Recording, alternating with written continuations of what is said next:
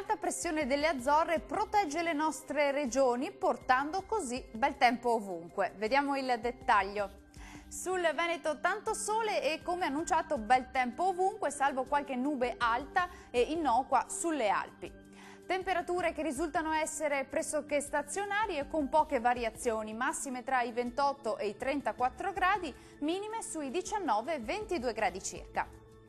Spostiamoci ora a vedere la situazione del Friuli Venezia Giulia. Anche qui bel tempo, cieli generalmente sereni o poco nuvolosi su tutte le province. Temperature massime attese più o meno stazionarie tra i 31 e i 34 gradi, valori minimi in aumento intorno ai 20-22 gradi circa.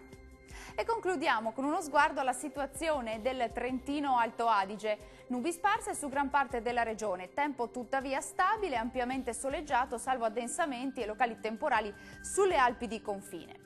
Temperature massime stazionarie sui 31-33 gradi, minime sui 19 gradi circa.